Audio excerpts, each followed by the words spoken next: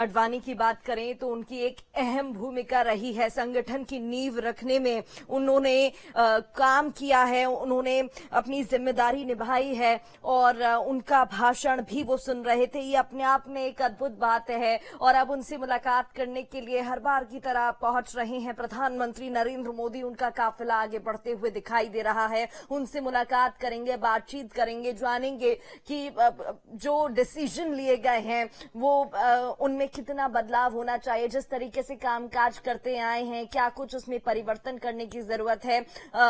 जो विकास का road map है उसको आगे कैसे बढ़ाया जाए, क्या कुछ कामकाज किए जाए।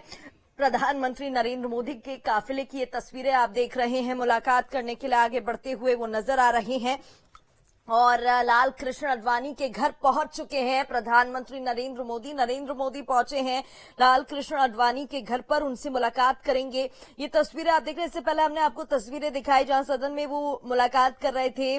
बैठक में एनडीए के सभी 293 सांसद, राज्यसभा सांसद, सभी राज्यों के मुख्यमंत्री, डिप्यूटी सीएम। और ये देखिए तस्वीरें आपको दिखा रहे हैं, काफिला आगे बढ़ता हुआ। जश्न की तस्वीरें भी देखने को मिल रही हैं, ढोल नगाड़े बजाए जा रहे हैं और हर्षोल्लास का माहौल देखने को मिल रहा है। लाल कृष्ण आडवाणी के घर पहुंचे हैं नरेंद्र मोदी, उनसे मुलाकात करेंगे और उनसे बातचीत करेंगे, उनका आशीर्वाद लेंगे। तस्वीरें आप देख रहे हैं।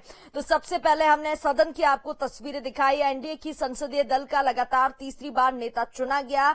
नरेंद्र मोदी का नाम रखा गया, राजनाथ सिंह ने प्रस्ताव रखा और ये तस्वीरें आप देख रहे हैं। बैठक में एनडीए के सभी 293 सांसद, राज्यसभा सांसद, सभी राज्यों के मुख्यमंत्री, डिप्यूटी सीएम मौजूद रहे। इसके बाद एनडीए के अहम घटक दल यानी कि टीडीपी की बात करें, उनके प्रमुख चंद्रबाबू नायडू नेता मौजूद रहे, अनुप्रिया पटेल मौजूद रही, चिराग पासवान मौजूद रहे। बिल्कुल प्रधानमंत्री नरेंद्र मोदी नहीं भूलते हैं और ये 24 में तीसरी बार जब हैट्रिक लगाने जा रहे हैं, तीसरी बार शपथ लेंगे तो उसके पहले आडवाणी का आशीर्वाद और वहां से निकलेंगे और जो मेरी जानकारी है सीधे वो मुरली मनोहर जोशी के यहाँ पहुंचेंगे और उनका भी आशीर्वाद लेंगे, क्योंकि ये बीजेपी के धरोहर हैं। क्योंकि बीजेपी को इन्हीं लोगों ने बनाया है, क्योंकि एक वक्त था कि नारा लगता था कि भाजपा के 3 धरोहर, अटल, आडवाणी, मुरली मनोहर। तो जो अटल बिहारी वाजपेयी तो धरती पर नहीं है, लेकिन अभी लालकृष्ण आडवाणी और मुरली मनोहर जोशी हैं और मोदी कभी चूकते नहीं हैं। अगर चूक जाए तब सवाल उठेगा और इसको मोदी बखूबी जानते हैं कि अगर इस अवसर पे वो नहीं गए तो 100 सवाल उनके ऊपर खड़े हो जाएंगे। बाकी जो एनडीए के नेता हैं वो राष्ट्रपति भवन पहुंच गए हैं। सबसे पहले जेपी नड्डा और अमित शाह गए हैं, फिर राजनाथ सिंह गए हैं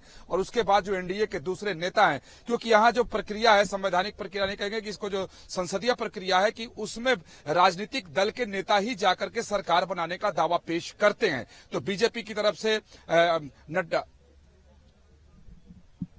से यहाँ पर प्रस्ताव रखा गया है और जैसा कि आपने कहा कि ये मुलाकात करना महत्वपूर्ण भी हो जाता है, क्योंकि वो जानते हैं सवाल कई खड़े होंगे और फिर इस बीच जब विपक्ष इतना मजबूत दिखाई दे रहा है, लाल कृष्ण आडवाणी के घर नरेंद्र मोदी पहुंचे हैं और उनसे मुलाकात करेंगे और मनोहर से भी हमें घर के बाहर से हटा देगी और अभी यहाँ से हटा दिया गया है। बैरिकेडिंग यहाँ पर भी लगाई जा रही है और फिर जब प्रधानमंत्री जो हैं वो लालकृष्ण आडवाणी के घर से निकलेंगे तो उसके बाद जो है यहाँ पर पूरी तरीके से ट्रैफिक को रोक दिया जाएगा और यहाँ पर किसी आवाजाही के लिए इजाजत नहीं होगी। ये हर बड़े मौके पर प्रधानमंत्री अपने वरिष्ठ नेताओं के पास पहुंचते हैं, मार्गदर्शन मंडल के वरिष्ठ नेताओं के पास जरूर पहुंचते हैं प्रधानमंत्री, और ये आज भी वही मौका है। और फिर